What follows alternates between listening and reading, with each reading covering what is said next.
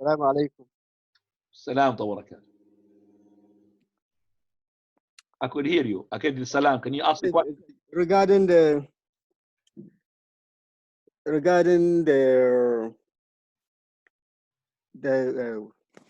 You forgot the question? yeah, sorry. Don't worry. Okay, inshallah.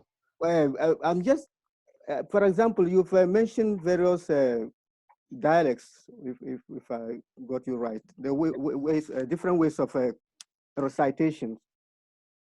So in instances where you have something like ard, like well ard, and some will No, say well nar. the dialect is to do with way of recitation. Like for example, Quraysh, they have different way of reciting than Hudayl.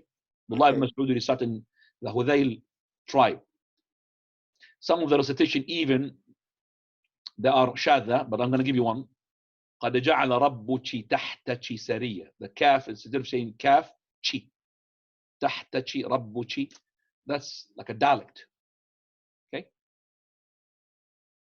Are you a person who is specialized in recitation, or you just Ya Rahim? Okay, Rahim is gone. You need to unmute yourself, brother, so we can hear you, inshallah. يلا تفضل يا أسد. inshallah he will learn. يلا تفضل يا أسد. السلام عليكم ورحمة الله وبركاته شيخ. سلام وبركاته. حيا الله بأسد. وين أنت؟ سعودي أرابيا or here؟ سعودي أرابيا شيخ. الحمد لله. تفضل يا سعودي أرابيا. جزاك الله خير شيخ. I had a question with regards to the introduction, Sheikh. Sheikh, I see a lot of people refuting this notion that has been brought about, but no one names the people that are saying this, or the youth. Is there any wisdom by us not naming them? Naming the person sometimes backfire, especially if that will bring those people who do not know about the issue to go and be, searching. What does this person know? And basically, then start lingering to them. The best thing is to talk about the general topic. And as I said, even the lecture title was even towards that names and all of that. I said, no, it's not correct. This is not the right approach. We're not trying to bring here two teams and war between this and that. We're trying to clarify the mistakes. And as I said, the person had retreated from what he said. Inshallah, alhamdulillah, jazallah khairan, but maybe after we said Kharab al-Basra.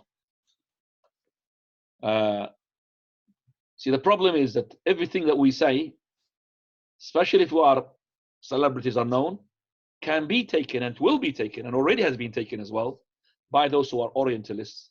Those people are deviant, which you agree with me, to go and, say things about the Quran.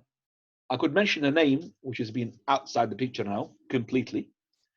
The person is called Wasim Yusuf, an Arab who is Jordanian, went to Emirate, and he took the nationality of Emirates. And by the way, when you take the nationality of an Arab country, you cannot take two. He was Jordanian, so he had to, what do you call that word? To get his pledge of loyalty to the Emirates and to set himself away from Jordan. So he stepped down from that nationality. And basically, he had sold his religion for the sake of money. And even when he became a pop star, he's deviated so much. And then he threw the bomb, which is saying that I believe in nothing to be authentic except for the Quran. Even Sahih al-Bukhari, I have my doubt about it. And that's when he had all the people refuting him. And this is, I would say, alhamdulillah, this is nusra min Allah al-Imam al-Bukhari. Allah gave him the victory. Allah gave the victory to Imam Bukhari, even he's dead. Because we are saying Sahih al-Bukhari, Sahih al-Bukhari. Any person goes into Bukhari, Bukhari will kill him. Even he's dead. And this man was killed. As in killed, as in not physically, but he was killed reputation-wise. Not only that, he is being humiliated in the government courts, and the people, even though those behind him, people who are highly ranked, but they've used him, it's like a card. When he's burnt the card, he's another card. But he's completely now out of the screen. Nothing for him.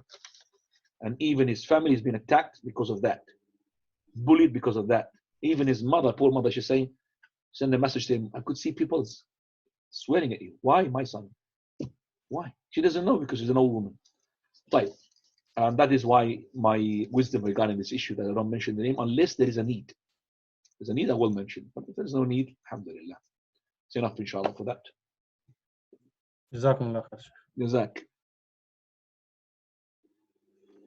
Unspoken. Go ahead, please, brother.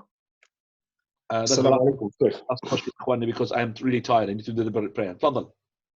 Assalamu alaikum, Sheikh. Non-topic related question, is that all right? No. It's only topic question. Jazakallah. No problem. Please. Anybody on the topic, please? Last question.